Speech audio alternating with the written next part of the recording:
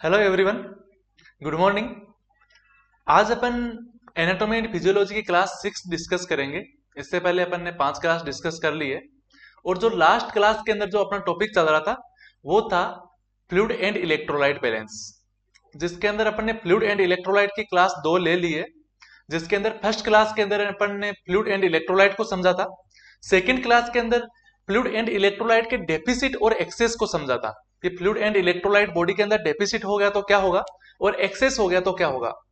आज की class anatomy and physiology की क्लास 6 है, ये भी बहुत ही इंपॉर्टेंट है। आज की क्लास के अंदर अपन हाइपोनेट्रीमिया को समझेंगे। मैंने हाइपोनेट्रीमिया को एक बहुत ही इजी वे के अंदर समझाने की कोशिश करूंगा मैं आपको, इसको आप समझिएगा। वैसे हाइपोनेट्रीमिया और हाइपरनेट्रीमिया दोनों को अपन अलग अलग क्लास में पढ़ेंगे, क्योंकि मैं हाइपोनेट्रीमिया पे अकेले पे इतना फोकस इसलिए कर रहा हूं क्योंकि ये बहुत ही इंपॉर्टेंट है एग्जाम की दृष्टि से। एग्जाम्स के अंदर इससे बहुत ज्यादा क्वेश्चंस आते।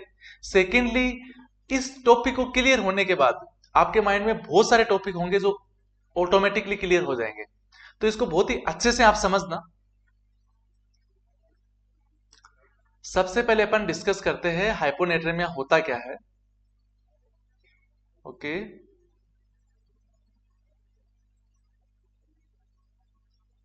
ओके, सबसे पहले अपन डिस्कस करते हैं हाइपोनेट्रीमिया होता क्या है।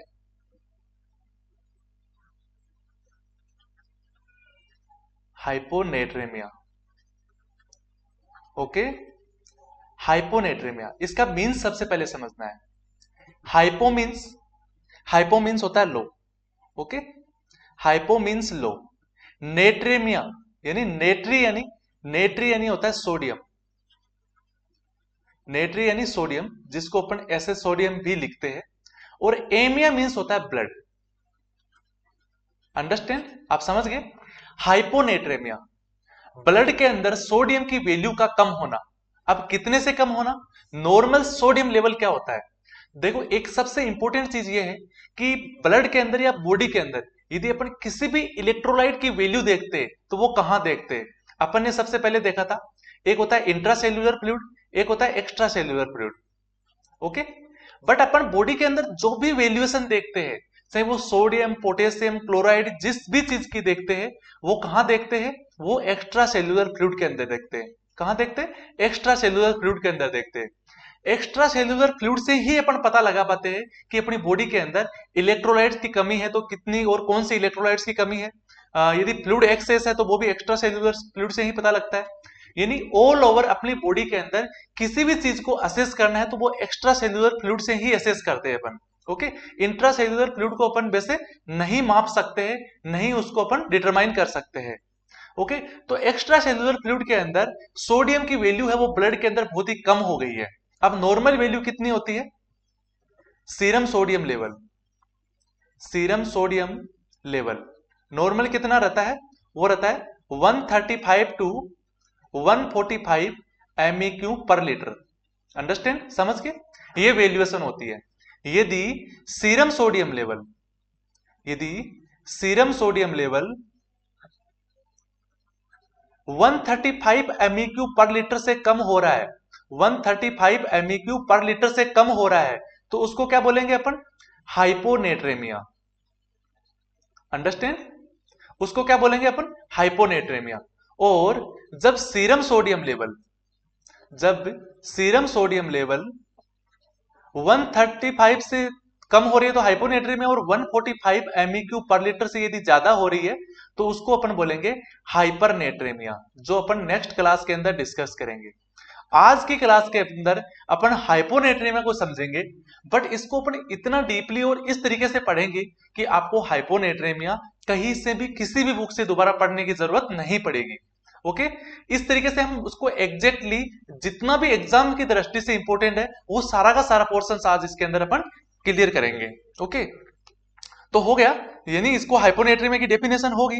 इसके बाद बात करते हैं, यदि हाइपोनेट्रीमिया बॉडी के अंदर कोज होता है तो कौन सी सिचुएशंस वहां पे डेवलप होती है?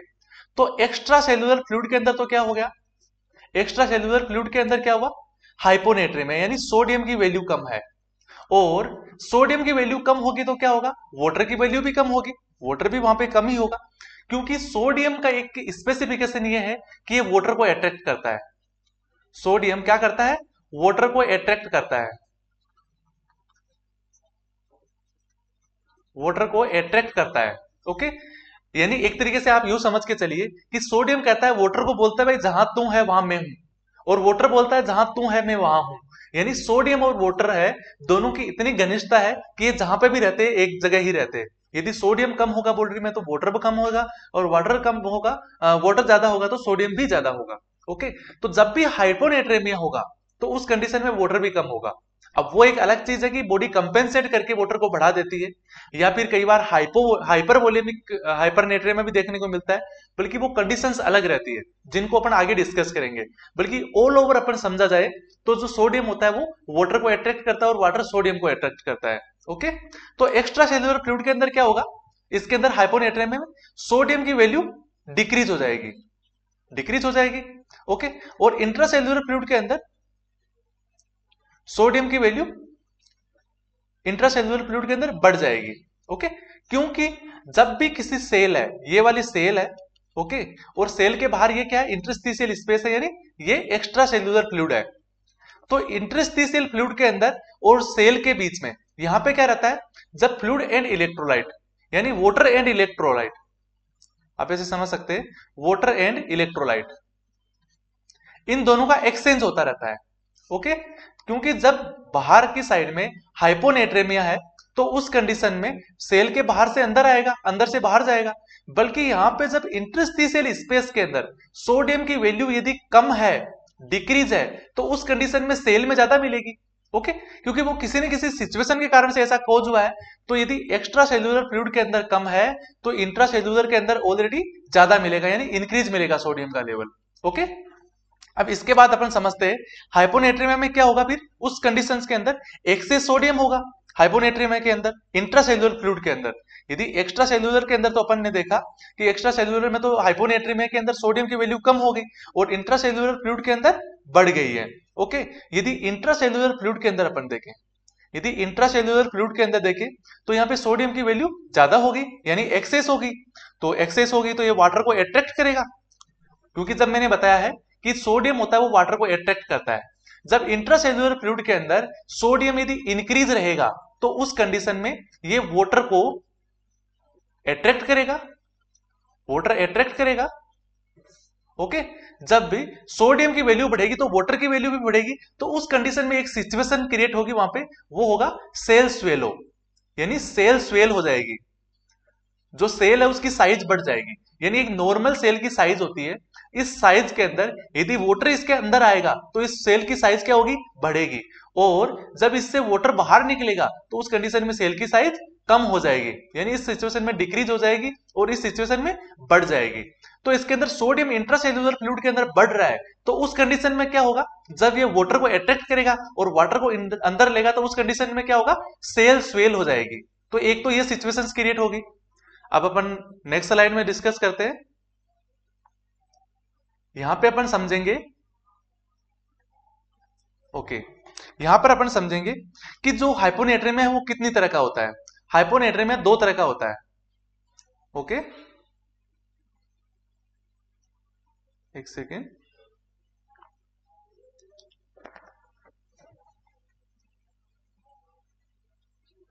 Types of hyponatraemia,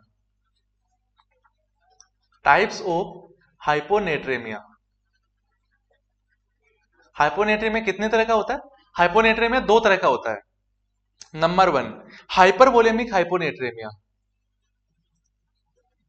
hypervolemic hyponatremia. Okay, और नंबर 2 होता है हाइपोवोलेमिक हाइपोवोलेमिक हाइपरनेट्रेमिया। अंडरस्टैंड ना? ओके, इन दोनों को अच्छे से अपन समझेंगे। एक तो होता है हाइपरवोलेमिक हाइपोनेट्रेमिया और दूसरा होता है हाइपरवोलेमिक हाइपोनेट्रेमिया। अब जो हाइपोवोलेमिक, ओके, हाइपोवोलेमिक नाम से ही पता चल रहा है, हाइपोवोलेमिक में क्या है, हाइपोवोलेमिक में वॉल्यूम कम है। इसके अंदर यदि स्पेसिफिकेशन बात करेंगे तो इसके अंदर हाइपोनेट्रिमिया है ये भी, हाइपोनेट्रेमिया। हाइपोवोलेमिक हाइपरनेट्रेमिया में क्या होगा, ब्लड की वॉल्यूम है वो बिल्कुल कम है, यानी फ्लूइड की वॉल्यूम कम है, फ्लूइड वॉल्यूम डिक्रीज है। क्योंकि हाइपोनेट्रेमिया और हाइपोवोलेमिक, सबसे पहले तो वॉल्यूम की अपन बात करेंगे तो फ्लूइड वॉल्यूम कम है और सोडियम की वैल्यू भी डिक्रीज है, तो दोनों की वैल्यू है वो डिक्रीज है। और इस कंडीशंस के अंदर अदर कुछ सिम्टम्स की अपन बात करें तो फ्लूइड वॉल्यूम डिक्रीज होगी तो इस कंडीशन में डिहाइड्रेशन देखने को मिलेगा। क्या देखने को मिलेगा, डिहाइड्रेशन देखने को मिलेगा, क्योंकि फ्लूइड वॉल्यूम ऑलरेडी कम है। इस कंडीशन में वोमिटिंग देखने को मिलेगी, क्या होगा, वोमिटिंग देखने को मिलेगी, डायरिया देखने को मिलेगा, क्योंकि वोमिटिंग और डायरिया दोनों सिचुएशंस ऐसी है जिनके अंदर वॉल्यूम भी डिक्रीज होगी और सोडियम भी डिक्रीज होगा। जैसे वोमिटिंग हो रही है, डायरिया हो रहा है, तो उसके साथ में जितना फ्लूइड लॉस होता है उसके इक्वल क्वांटिटी के अंदर वहां से सोडियम भी लॉस होगा दोनों सिचुएशंस के अंदर, और वहां पे डिहाइड्रेशन भी देखने को मिलेगा। या फिर किसी को परसिस्टेंट स्वीलिंग हो रही है, स्वीटिंग हो रही है, परसिस्टेंट स्वीटिंग, किसी को परसिस्टेंट स्वीटिंग हो रही है यानी कंटिन्यूअसली स्वीटिंग हो रही है, उसको ज्यादा पसीना आ रहा है, तो उस कंडीशंस में भी, या फिर बर्न हो रहा है, बर्न्स के अंदर भी क्या होगा, इस सिचुएशन में भी वॉल्यूम और सोडियम दोनों डिक्रीज रहेगा। तो ये तो हो गया हाइपोवोलेमिक हाइपोनेट्रेमिया। अब अपन बात करेंगे यदि हाइपरवोलेमिक हाइपोनेट्रेमिया है। अब हाइपरवोलेमिक हाइपोनेट्रेमिया कैसे देखने को मिलेगा, कि जब उसके अंदर फ्लूइड बहुत ज्यादा हो गया, सोडियम तो इक्वल क्वांटिटी में है, मान लो एक पेशेंट है, उसको जितना सोडियम चाहिए उतना सोडियम उसकी बॉडी में है, बल्कि उसके अंदर फ्लूइड एक्सेस हो गया, तो वो सोडियम क्या होगा, वहां पे डाइल्यूट हो जाएगा, यानी उसका डाइल्यूशन हो जाएगा। और यदि उस वॉल्यूम में वो डाइल्यूट हो गया तो उस कंडीशन में क्या रहेगा, वहां पे उसकी वैल्यू ऑटोमेटिकली वहां ओस्मोलरिटी के अकॉर्डिंग कम हो जाएगी।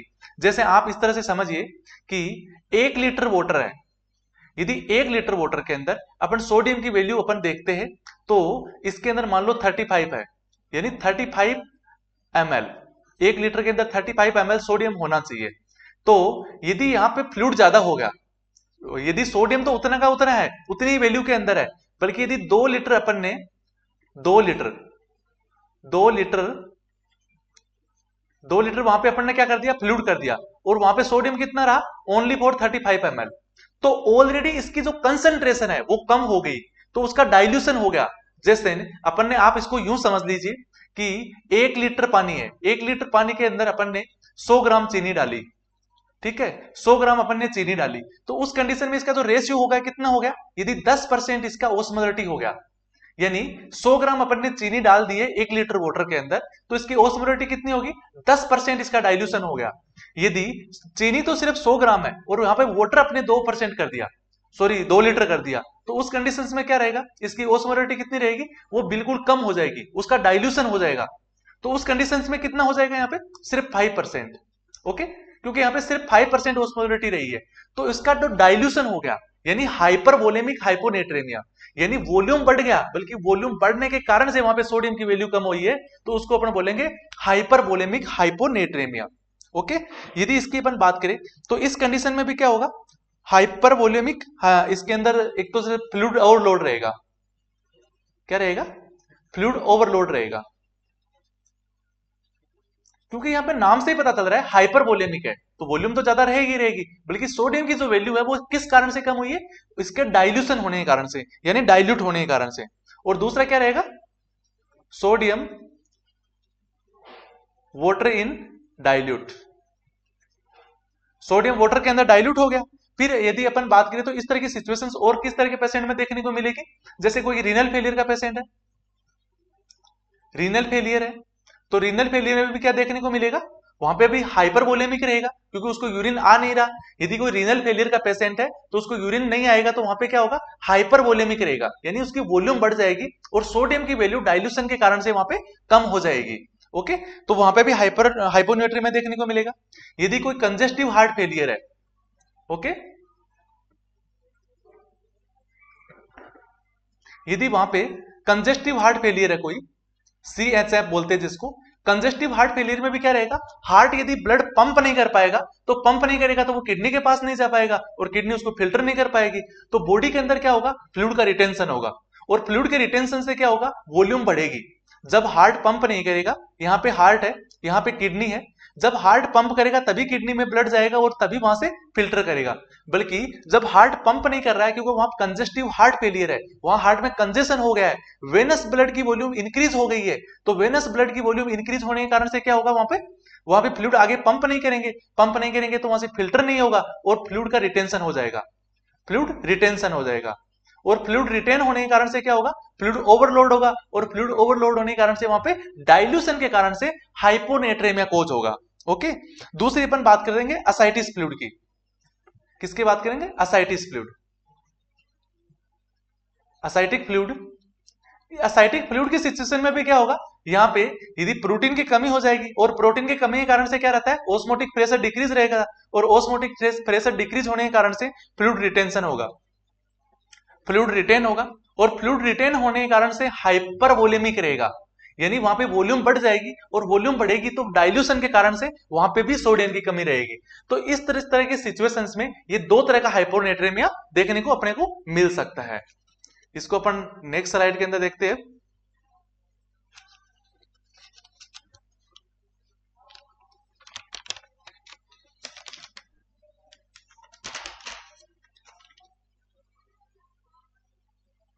ओके, अब यहां पर अपन समझते हैं इसको।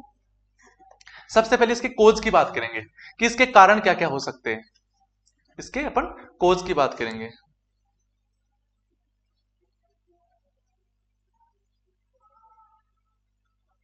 इसके कोजेज क्या क्या हो सकते हैं, किसके, हाइपोनेट्रेमिया के कोजेज क्या क्या हो सकते हैं। तो इसके कारण ये हो सकते हैं कि या तो अपन सोडियम का एक्सक्रीशन ज्यादा हो रहा है, सोडियम एक्सक्रीशन इंक्रीज, यदि किसी भी तरीके से बॉडी के अंदर वाटर की कंपैरिजन में सोडियम ज्यादा एक्सक्रीट हो रहा है तो उस कंडीशन में भी हाइपोनेट्रेमिया कोज होगा। फिर अपन नंबर 2 बात करेंगे, इनएडुकेट सोडियम इंटेक,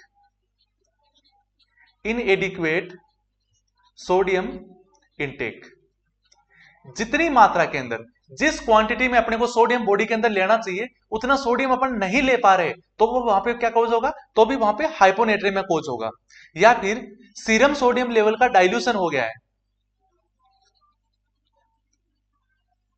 क्या हो गया, dilution, dilution of serum sodium level,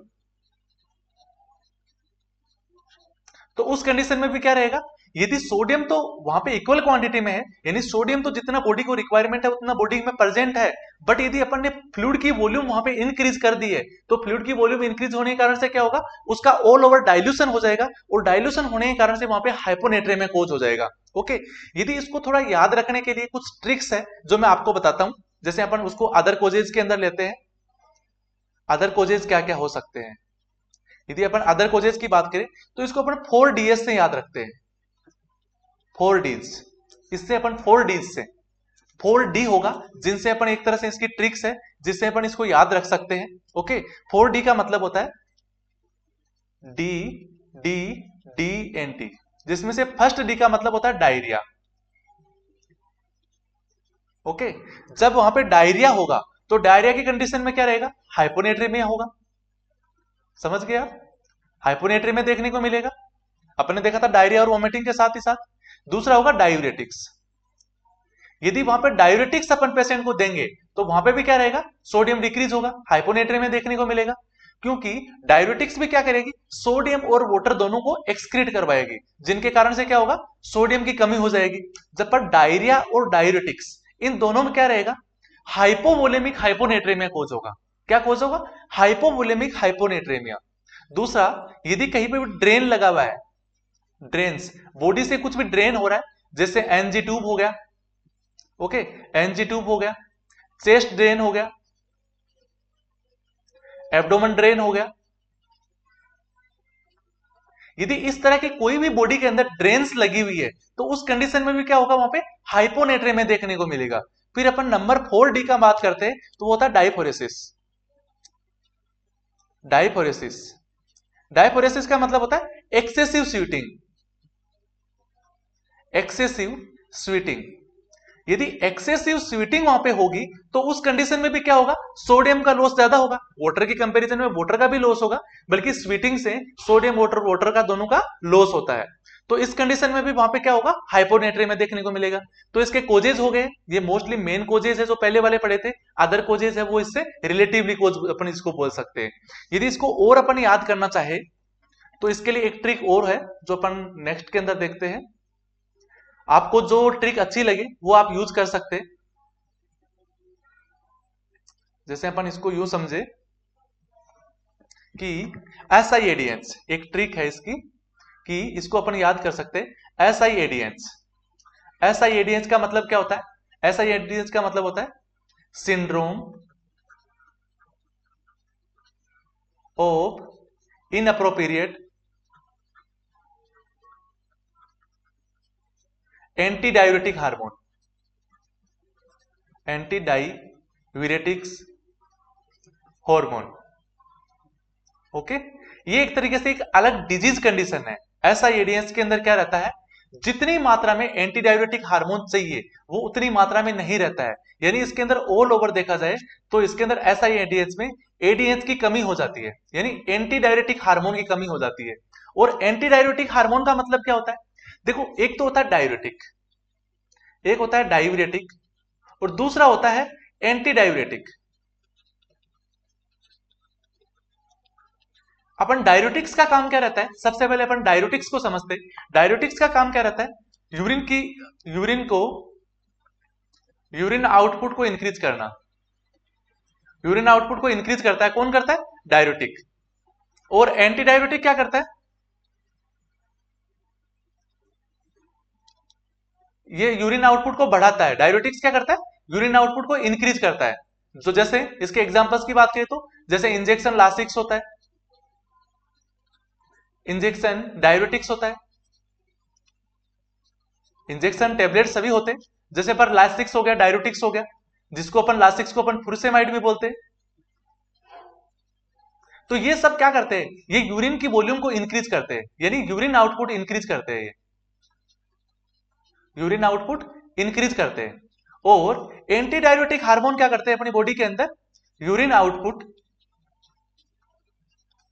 कम करते हैं, यानी डिक्रीज करते हैं, यूरिन आउटपुट होने नहीं देते। यानी एंटी डायूरेटिक, डायूरेटिक्स के उल्टा काम करते हैं। डायूरेटिक्स का मींस क्या है? बॉडी से एक्सक्रीट करवाना, फ्लूइड का एक्सक्रीट करवाना, या यूरिन की वॉल्यूम को इंक्रीज करना, यूरिन आउटपुट को बढ़ाना।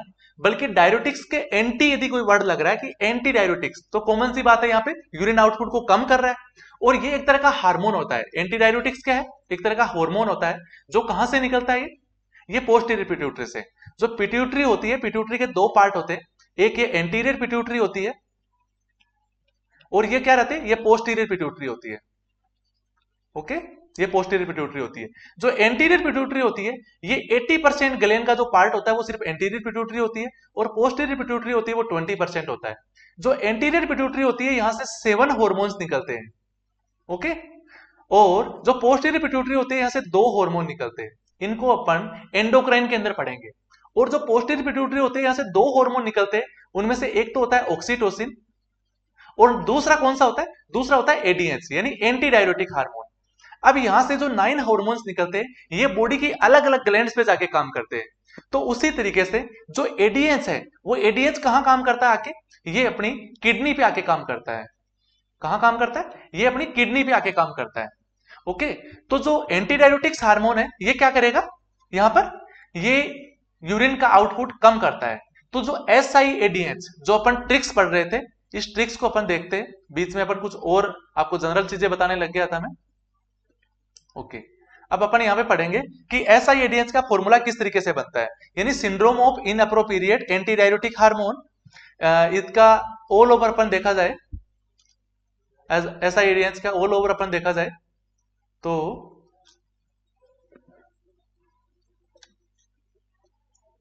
अपन ओके, ये थोड़ा सा काम नहीं कर रहा। ओके ओके, अब कर लेगा। यानी SiADH की फुल फॉर्म अपन ने देख ली थी, syndrome of inappropriate anti diuretic hormone. बल्कि इसका ऑल ओवर अपन देखा जाए तो एंटी डायूरेटिक हार्मोन क्या करता है? फ्लूइड को रिटेंशन करवाता है। तो इसके अंदर क्या होगा? फ्लूइड का रिटेंशन होगा। फ्लूइड रिटेन होगा। ओके, और फ्लूइड रिटेन होने के कारण से क्या होगा, फ्लूइड रिटेन होगा तो सोडियम का डाइल्यूशन हो जाएगा, सोडियम का डाइल्यूशन हो जाएगा, सोडियम का डाइल्यूशन हो जाएगा। और सोडियम का डाइल्यूशन होगा तो क्या होगा, हाइपोनेट्रेमिया हो जाएगा, हाइपोनेट्रेमिया हो जाएगा वहां पे। ओके, तो यहां पे हाइपोनेट्रेमिया कोज हो गया। इसके बाद बात करते हैं इसकी अपन, ये तो एसआईएडीएस तो एक तरह का वर्ड्स है जिसके बारे में बता रहा था मैं आपको, बल्कि एसआईएडीएस से अपन एक फॉर्मूला बनाते हैं, एसआईएडीएस, ये भी एक तरह की ट्रिक्स है। इस ट्रिक्स की एसआईएडीएस की तो अपन बात करें तो एसआईएडीएस हो गया, जिसके अंदर ऑलरेडी फ्लूइड रिटेंशन रहता है, और फ्लूइड रिटेंशन से क्या रहेगा, फ्लूइड रिटेंशन से सोडियम डाइल्यूशन होगा और हाइपोनेट्रेमिया होगा। फिर अपन बात करेंगे आई की, तो आई का मतलब होता है intoxication of water, intoxication of water, understand ना। तो इसके अंदर क्या होता है, इंटॉक्सिकेशन ऑफ वाटर देखने को मिलता है। फिर यदि अपन ए की बात करें तो इसके अंदर एड्रिनल इनसफिशियंसी देखने को मिलती है,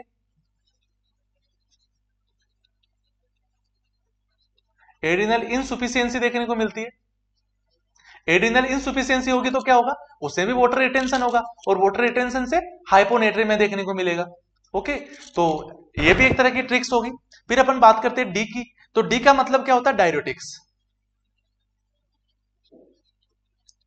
डी का मतलब होता है डायरेटिक्स। तो डायरेटिक्स के अंदर क्या होगा, सोडियम का लेवल ऑलरेडी कम होगा, सोडियम डिक्रीज होगा और वाटर भी डिक्रीज रहेगा, बल्कि अपने को तो सोडियम की डिक्रीज वॉल्यूम देखनी है, तो ऑलरेडी ये क्या कर रहा है, हाइपोनेट्रेमिया कोज कर रहा है। फिर अपन एच की बात करेंगे तो जैसे हीट हो गया, यदि बॉडी के अंदर हीट प्रोड्यूस होगी, जैसे हीट एक्सुएशन हो जाएगा, हीट एक्सुएशन हो जाएगा, तो उस कंडीशन में भी क्या रहेगा, वहां पे सोडियम एंड वाटर दोनों लॉस होंगे, सोडियम एंड वाटर लॉस होगा, तो उसके कारण से भी हाइपोनेट्रेमिया कोज हो जाएगा। यदि बहुत ज्यादा हाई ग्रेड फीवर आ रहा है, हाई ग्रेड फीवर आ रहा है, तो उस कंडीशन में भी क्या होगा, हाई ग्रेड फीवर के अंदर भी वहां पर सोडियम एंड वाटर दोनों क्या होगा, लॉस होगा, तो वहां पर भी क्या कोज होगा, हाइपोनेट्रेमिया कोज होगा, इसमें भी हाइपोनेट्रेमिया कोज होगा, अंडरस्टैंड। तो यहां तक भी आप समझ गए। अब इसके अपन बात करेंगे साइन एंड सिम्टम की। यदि हाइपोनेट्रेमिया अपन ने देख लिया, इसके कोज देख ली, इसकी ट्रिक्स देख ली, अपन ने यहाँ पे 3 ट्रिक्स देखी है, तो इन तीनों ट्रिक्स को आप अच्छे से याद रखिएगा। इनमें से कोई भी ट्रिक्स अपन याद रख सकते हैं, यदि तीनों याद नहीं रहते तो एक ट्रिक भी याद रखोगे तो आप समझ जाओगे कि हाइपोनेट्रेमिया की कोज क्या क्या हो सकते हैं। अब अपन बात करेंगे नेक्स्ट है साइन एंड सिम्टम। यहां पे समझेंगे अपन कि sign and symptom, sign and symptom of hyponatremia, sign and symptom of hyponatremia, इसको अपन यहां पे समझेंगे। तो एक साइन एंड सिम्टम को भी समझने के लिए एक ट्रिक है, इस ट्रिक से अपन इसको समझेंगे। एक इसका निमोनिक है, साल्ट लॉस, इस ट्रिक को, इस निमोनिक को आप याद रख सकते हैं, इसका नाम है साल्ट लॉस। तो इसको अपन देखते हैं, सबसे पहले तो साल्ट, SALTLOSS, यानी साल्ट लॉस से अपन इसको याद रख सकते हैं, जिससे सारे साइन एंड सिम्टम आपको याद रह जाएगा। इस निमोनिक को आप याद रखेंगे तो उससे सारे के सारे याद रह जाएंगे। एस का मतलब होता है स्टूपर, यहां पर स्टूपर, स्टूपर। फ्रेंड्स मैं आपको बता दूं कि जब भी हाइपोनेट्रेमिया कोज होता है तो उस कंडीशन में सेल स्वेलो होती है, और सेल स्वेलो होने के कारण से अपनी बॉडी में सबसे ज्यादा यदि कोई नुकसान होता है तो वो होता है ब्रेन को, यानी ब्रेन को बहुत ही ज्यादा नुकसान होता है। ओके, तो इस कारण से जो भी प्रॉब्लम होगी वो ब्रेन की प्रॉब्लम ज्यादा होगी, यानी न्यूरोलॉजी की प्रॉब्लम्स यहाँ पे बहुत ज्यादा क्रिएट होती है। तो वहां पे क्या होगा, स्टूपर कोज होगा, यानी एक तरह से पेशेंट होगा वो किस तरह का दिखेगा, स्टूपर टाइप का दिखेगा, उसको सीजर आएंगे, सीजर आएंगे। तो ये तो एस से हो गया, बल्कि इससे रिलेटिवली अपन बात करें तो इसके अंदर ब्रेन स्टीम हर्निएशन देखने को मिलता है, ब्रेन स्टीम हर्निएशन देखने को मिलता है, तो ये भी याद रख लीजिएगा इसके साथ ही साथ। तो ऑलरेडी इसके अंदर ब्रेन से रिलेटेड कॉम्प्लिकेशन ज्यादा आएगी। यदि अपन ए से बात करेंगे तो इसके अंदर हाइपोनेट्रेमिया के कारण से एब्डोमिनल क्रैम्प्स देखने को मिलेंगे, एब्डोमिनल क्रैम्प्स देखने को मिलेंगे। ओके, एब्डोमिनल क्रैम्प्स के साथ ही साथ उसका एटीट्यूड चेंज देखने को मिलेगा, एटीट्यूड चेंज देखने को मिलेगा। ओके, तो ये ए से भी समझ में आ गया। अब बात करेंगे एल से, तो एल से क्या रहेगा, वो लिथार्जिक रहेगा, लिथार्जिक रहेगा, पेशेंट लिथार्जिक टाइप का दिखाई देगा। पर अपन टी से बात करेंगे तो जो टेंडन रिफ्लेक्स डिमिनिश्ड हो जाएंगे, यानी वो डिक्रीज हो जाएंगे। कैसे हो जाएंगे, टेंडन रिफ्लेक्स डिमिनिश्ड हो जाएंगे, यानी ऑल ओवर अपन देखा जाए तो डिक्रीज हो जाएंगे। जो टेंडन रिफ्लेक्स है वो क्या हो जाएंगे, डिक्रीज हो जाएंगे। इसके बाद अपन एल से बात करेंगे तो एल से मतलब लॉस ऑफ यूरिन। तो हाइपोनेट्रेमिया के कारण से वहां पे फ्लूइड भी बिल्कुल कम मिलेगा, और फ्लूइड कम होगा तो लॉस ऑफ यूरिन देखने को मिलेगा, वहां पे यूरिन बहुत ही कम आएगा, और उस कंडीशन के अंदर लॉस ऑफ एपेटाइट भी देखने को मिलेगा। क्या होगा, लॉस ऑफ एपेटाइट भी देखने को मिलेगा। और इसके साथ ही साथ यदि ओ से अपन बात करें तो वहां पे ओवर एक्टिंग बाउल साउंड देखने को मिलेगा, ओवर एक्टिंग बाउल साउंड देखने को मिलेगा। ओके, वहां पे ओवर एक्टिंग बाउल साउंड के साथ ही साथ यदि अपन ओ से ही एक और देखें तो ऑर्थोस्टैटिक हाइपोटेंशन देखने को मिलेगा, ऑर्थोस्टैटिक हाइपोटेंशन। ऑर्थोस्टैटिक हाइपोटेंशन में क्या होता है, एक फिक्स पोस्चर के बाद यदि वो अपनी पोस्चर चेंज करता है तो उस कंडीशन में उसकी ब्लड प्रेशर होता है वो बिल्कुल डिक्रीज हो जाता है, तो उसको अपन ऑर्थोस्टैटिक हाइपोटेंशन बोलते हैं। तो वो भी इसके अंदर देखने को मिलेगा। यदि अपन एस से बात करें तो इसके अंदर सेलो रेस्पिरेशन देखने को मिलेगी। क्या होगा, सेलो रेस्पिरेशन देखने को मिलेगी। क्यों देखने को मिलेगी, सेलो रेस्पिरेशन देखने को मिलेगी due to weakness of skeletal muscle, weakness of skeletal muscle, weakness of skeletal muscle के अंदर देखने को मिलेगा।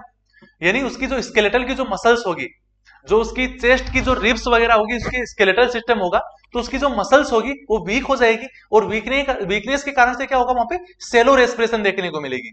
तो इसके अंदर सेलो रेस्पिरेशन देखने को मिलेगी। फिर बात करेंगे एस, दोबारा एक एस और आ रहा है, इसका मतलब होता है spasm of muscle, spasm of muscle. इसके अंदर मसल स्पाज्म देखने को मिलेगा। तो जो हाइपोनेट्रेमिया के साइन एंड सिम्टम के लिए आप इस ट्रिक्स को अच्छे से जरूर याद कर लीजिएगा, ये बहुत ही इंपॉर्टेंट है, और हाइपोनेट्रेमिया के एग्जाम्स के अंदर बहुत ही ज्यादा क्वेश्चंस आते हैं, इसलिए कभी ये गलत नहीं हो। तो इसकी जो ट्रिक है उसका है, जो निमोनिक है उसको अपन देखते हैं salt loss. Okay, SALT S का मीन्स होता है स्टूपर एंड सीजर, और इसके साथ ही साथ इसमें ब्रेन स्ट्रीम हर्निएशन भी देखने को मिलता है। ऑल ओवर इसमें देखा जाए तो जो न्यूरोलॉजी के जो साइन एंड सिम्टम है वो बहुत ही ज्यादा देखने को मिलता है, जैसे स्टूपर हो गया, सीजर हो गया, लिथार्जिक हो गया। इसके साथ ही साथ अपन ओवर एक्टिंग बाउल साउंड की बात करते हैं तो वो तो जीआईटी का हो गया, एटीट्यूड चेंजेस हो गया, ये भी न्यूरोलॉजी का है। तो स्पाज्म ऑफ मसल है, इसके अंदर न्यूरो और मस्कुलर दोनों है। तो इस तरीके से यहाँ पे न्यूरोलॉजी के साइन एंड सिम्टम ज्यादा देखने को मिलते हैं। तो S means stupor and seizure, यानी ब्रेन स्टीम हर्निएशन देखने को मिलेगा। एक को एब्डोमिनल क्रैम्प्स देखने को मिलेंगे, एटीट्यूड चेंजेस देखने को मिलेगा। एल से लिथार्जिक रहेगा पेशेंट, बहुत ही ज्यादा लिथार्जिक रहेगा, एक्टिव नहीं रहेगा। टी से टेंडन रिफ्लेक्स बॉडी के बिल्कुल डिक्रीज हो जाएंगे, यानी डिमिनिश्ड हो जाएंगे। लॉस ऑफ यूरिन देखने को मिलेगा, लॉस ऑफ एपेटाइट देखने को मिलेंगे, और ओवर एक्टिंग बाउल साउंड वहां पे देखने को मिलेगा, यानी बाउल साउंड वहां पे ज्यादा रहेगा। ऑर्थोस्टैटिक हाइपोटेंशन वहां पे देखने को मिलेगा, और इसके साथ ही साथ सेलो रेस्पिरेशन देखने को मिलेगी due to skeletal muscle weakness. Skeletal muscle की वीकनेस के कारण से वहां पे सेलो रेस्पिरेशन देखने को मिलेगी। और एस का मींस स्पाज्म ऑफ मसल, यानी मसल्स के अंदर वहां पे स्पाज्म देखने को मिलेगा। ओके, अब अपन नेक्स्ट बात करते हैं, अब अपन इसके इंटरवेंशन की बात करेंगे। ओके, यदि हाइपोनेट्रेमिया कोज हो गया तो उसके लिए अपन क्या क्या इंटरवेंशन यूज कर सकते हैं। तो यहां पे अपन बात करेंगे इंटरवेंशन की, कि अपन इंटरवेंशन क्या क्या कर सकते हैं। यहां पर अपन समझेंगे इंटरवेंशन। ओके, इंटरवेंशन भी यदि दो तरह का हाइपोनेट्रेमिया होता है तो दोनों तरह के हाइपोनेट्रेमिया के लिए अलग अलग तरह की इंटरवेंशन होती है। तो जो अपना पहला हाइपोनेट्रेमिया है वो तो होता है हाइपोवोलेमिक, हाइपोवोलेमिक हाइपोनेट्रेमिया। ओके, और जो दूसरा है वो होता है hypervolemic, hypervolemic hypernatremia, hypervolemic hypernatremia. Okay, तो इन दोनों तरह की कंडीशंस में अपन क्या क्या इंटरवेंशन यूज कर सकते हैं, इनको यहां पे अपन अच्छे तरह से समझेंगे। हाइपोवोलेमिक मींस वॉल्यूम, यानी वाटर ऑलरेडी कम है, वाटर डिक्रीज है और सोडियम भी डिक्रीज है। ओके, और हाइपरवोलेमिक में वाटर ज्यादा है और सोडियम कम है। तो ऑल ओवर अपन देखा जाए तो यहां पर जो हाइपरनेट्रेमिया है, सॉरी हाइपोनेट्रेमिया है, यह हाइपोनेट्रेमिया है। तो हाइपरवोलेमिक हाइपोनेट्रेमिया के अंदर जो वाटर की वॉल्यूम ज्यादा होने के कारण से वहां पे डाइल्यूशन के कारण से यहाँ पे नेट्रेमिया वाली सिचुएशंस कोज हुई है। तो इन दोनों सिचुएशंस में अपन क्या क्या कर सकते हैं, हाइपोवोलेमिक है तो यहाँ पे वॉल्यूम रिप्लेस कर सकते हैं अपन, इसको क्या कर सकते हैं, फ्लूइड वॉल्यूम रिप्लेस कर सकते हैं। फ्लूइड वॉल्यूम रिप्लेस किससे करेंगे, बाई एनएस, एनएस यानी नॉर्मल सलाइन, एनएस से एंड आरएल से, आरएल क्या है, रिंगर लैक्टेट। तो अपन एनएस या आरएल देके उसका वॉल्यूम रिप्लेस कर सकते हैं, और वॉल्यूम रिप्लेस करेंगे तो वहां पे ऑलरेडी बॉडी के अंदर फ्लूइड की वॉल्यूम बढ़ेगी, तो फ्लूइड की वॉल्यूम के बढ़ने के साथ ही वो सोडियम को अट्रैक्ट करेगा और बॉडी के अंदर सोडियम को ले लेगा, जिसके कारण से उसकी पूर्ति हो जाएगी। तो जो हाइपोनेट्रेमिया है वो ऑटोमेटिकली ट्रीट हो जाएगा। तो एक तो ये तरीका हो गया। सेकेंडली अपन तरीका यूज कर सकते हैं, यदि इसमें हाइपोनेट्रेमिया है यानी सोडियम की वैल्यू कम है तो इसको अपन सोडियम दे सकते हैं, बल्कि जो नॉर्मल आइसोटोनिक जो एनएस होती है, नॉर्मल सलाइन होती है, इसमें 0.9% सोडियम होता है। कितना होता है, 0.9%। अब यहां पर अपन 0.9% तो कुछ होगा नहीं क्योंकि वो तो आइसोटोनिक है, तो उसको अपन 3% एनएस दे सकते हैं। क्या कर सकते हैं, 3% एनएस उसको अपन इन्फ्यूज कर सकते हैं।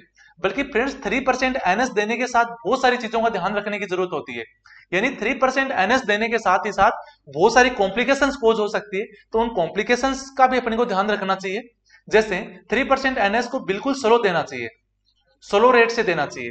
ओके, दूसरी चीज, इसको अपन सिर्फ कैनुला वगैरह से नहीं दे सकते, इसको अंदर यूज सेंट्रल लाइन से ही दे सकते हैं, यानी सेंट्रल लाइन या फिर पिक लाइन से ही इसको दे सकते हैं। सेंट्रल लाइन बोल सकते हैं, पिक लाइन बोल सकते हैं, इनसे अपन देख सकते हैं। ओके, फिर अपन बात करते हैं, ये अपन सेंट्रल लाइन और इससे पिक लाइन से ही क्यों देंगे, क्योंकि ये फ्लेबाइटिस कोज करता है। क्या कोज करता है, ये फ्लेबाइटिस कोज करता है, क्योंकि ये बहुत ही इरिटेटिंग होता है। वहां पे यदि सोडियम की वैल्यू बहुत ज्यादा होती है तो अपनी वेंस को बहुत ही ज्यादा इरिटेट करता है, तो वहां पे बर्न कर सकता है उनको, और उनके कारण से यहाँ पे क्या हो सकता है, फ्लेबाइटिस कोज हो सकता है। इसीलिए कभी भी 3% एनएस को कैनुला से नहीं देते अपन, बिल्कुल भी, क्योंकि वहां पे क्या देते हैं अपन, सेंट्रल लाइन और पिक लाइन यूज करते हैं। ओके, अब अपन बात करेंगे हाइपरवोलेमिक हाइपोनेट्रेमिया। अपन ने हाइपोवोलेमिक हाइपोनेट्रेमिया को ट्रीट करने के लिए दो तरीके पढ़ लिए कि हाइपोवोलेमिक है और हाइपोनेट्रेमिया है। तो इन दोनों वर्ड से ही अपन निकाल लेंगे कि एक जो पहला वर्ड अपना हाइपोवोलेमिक है, इसको ट्रीट करेंगे तो ऑलरेडी इससे ये ट्रीट हो जाएगा। जैसे हाइपोवोलेमिक को वॉल्यूम रिप्लेस कर दी अपन ने, यदि वॉल्यूम रिप्लेस कर दी तो दूसरी वाली सिचुएशन ऑटोमेटिकली ट्रीट हो जाएगी। या अपन हाइपोनेट्रेमिया को ट्रीट करेंगे तो हाइपोवोलेमिक वाली सिचुएशन ऑटोमेटिकली ट्रीट हो जाएगी। हाइपोनेट्रेमिया को ट्रीट करने के लिए अपन 3% सोडियम देंगे, और 3% सोडियम देने के कारण से हाइपोवोलेमिक की जो सिचुएशन है वो ऑटोमेटिकली वहां पे ट्रीट हो जाएगी। ओके, अब अपन बात करेंगे हाइपरवोलेमिक हाइपोनेट्रेमिया। इसको ट्रीट करने के अपन कौन कौन से तरीके हो सकते हैं, तो इसमें भी यदि पहले तो अपन बात करेंगे हाइपरवोलेमिक, इसमें वाटर ज्यादा है और सोडियम कम है, तो इसमें सबसे पहले तो हाइपरवोलेमिक को अपन ट्रीट करेंगे। इसको ट्रीट करने के लिए अपन गिव डायरेटिक्स, उसको अपन डायरेटिक्स देंगे, गिव डायरेटिक्स। और यदि डायरेटिक्स देंगे तो क्या होगा, वहां पर ऑटोमेटिकली फ्लूइड लॉस होगा, और सोडियम ऑलरेडी उसके अंदर है, तो उसका डाइल्यूशन जैसे ही कम होगा तो हाइपोनेट्रेमिया वहां पे ट्रीट हो जाएगा। दूसरा अपन काम कर सकते हैं वहां पे कि फ्लूइड रेस्ट्रिक्ट कर सकते हैं, फ्लूइड रेस्ट्रिक्ट कर सकते हैं, यानी उसको बिल्कुल भी अब फ्लूइड नहीं लेना है, फ्लूइड रेस्ट्रिक्ट कर सकते हैं उसका।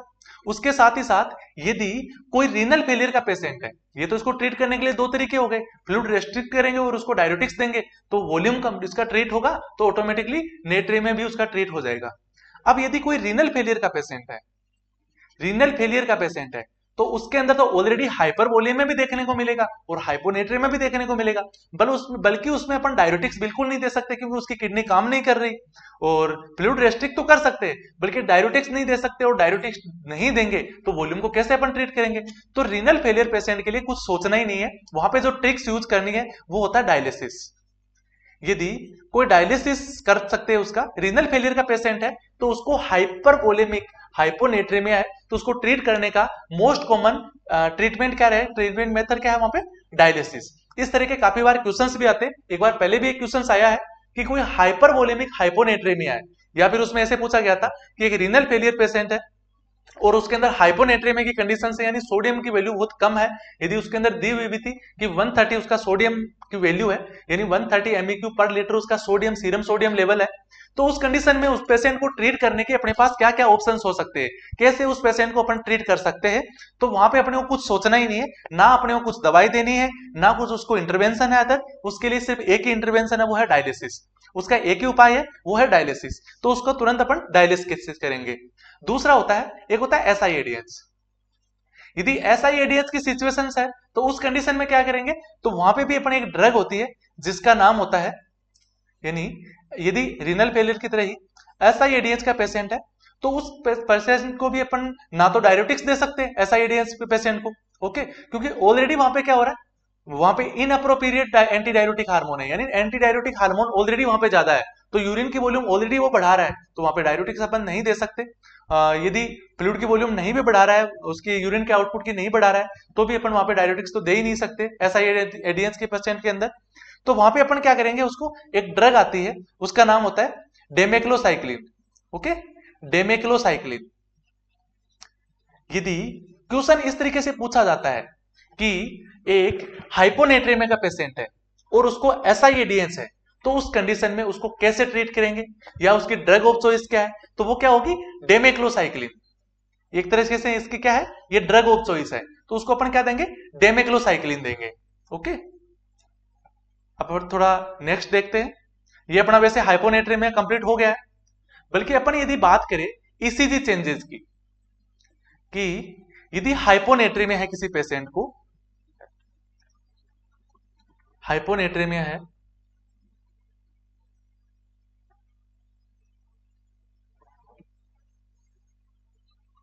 यदि हाइपोनेट्रेमिया है तो हाइपोनेट्रेमिया के अंदर ECG चेंजेस क्या क्या आएंगे। फ्रेंड्स, जब भी अपनी बॉडी के अंदर कोई भी इलेक्ट्रोलाइट डिस्टरबेंस होता है तो उस कंडीशन में कुछ ना कुछ ECG चेंजेस होते हैं, बट एक हाइपोनेट्रेमिया और हाइपरनेट्रेमिया ऐसी सिचुएशंस है जिसमें ECG का कोई चेंजेस नहीं आता है। जैसे यहां पे अपन फ्लूइड एंड इलेक्ट्रोलाइट पढ़ रहे, तो इसके अंदर हाइपोनेट्रेमिया अपन ने पढ़ लिया आज, अपन नेक्स्ट क्लास के अंदर हाइपरनेट्रेमिया पढ़ेंगे, ओके। उसके बाद हाइपोकैलेमिया पढ़ेंगे, उसके बाद हाइपरकैलेमिया पढ़ेंगे, उसके बाद हाइपोकैल्सीमिया पढ़ेंगे, हाइपोकैल्सीमिया पढ़ेंगे, हाइपरकैल्सीमिया पढ़ेंगे, हाइपरकैल्सीमिया पढ़ेंगे, उसके बाद हाइपोमैग्नीसीमिया पढ़ेंगे,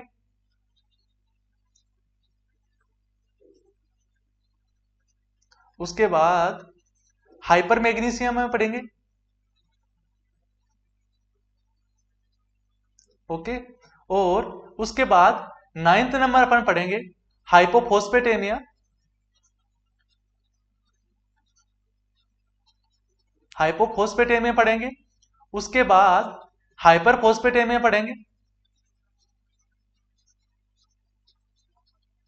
ये जो 10 इलेक्ट्रोलाइट चेंजेस की जो सिचुएशंस है, इन सभी में दो को छोड़ के, हाइपोनेट्रेमिया और हाइपरनेट्रेमिया को छोड़ के, जो ये 8 सिचुएशंस है, इनमें ECG के एक बहुत बड़ा चेंजेस देखने को मिलता है। ECG चेंजेस देखने को मिलता है जिनको अपन इन इलेक्ट्रोलाइट्स को पढ़ने के साथ ही साथ अपन इनको डिस्कस करेंगे। फ्रेंड्स, आपने देखा होगा कि ECG चेंजेस के 2 से 3 क्वेश्चंस हर एग्जाम में आते हैं और उनमें हाइपोकैलेमिया और हाइपरकैलेमिया के सबसे ज्यादा देखने को मिलते हैं, कई बार हाइपोकैल्सीमिया को भी देखने को मिलते हैं। तो इस तरह के क्वेश्चंस बहुत ज्यादा बनते हैं ECG के।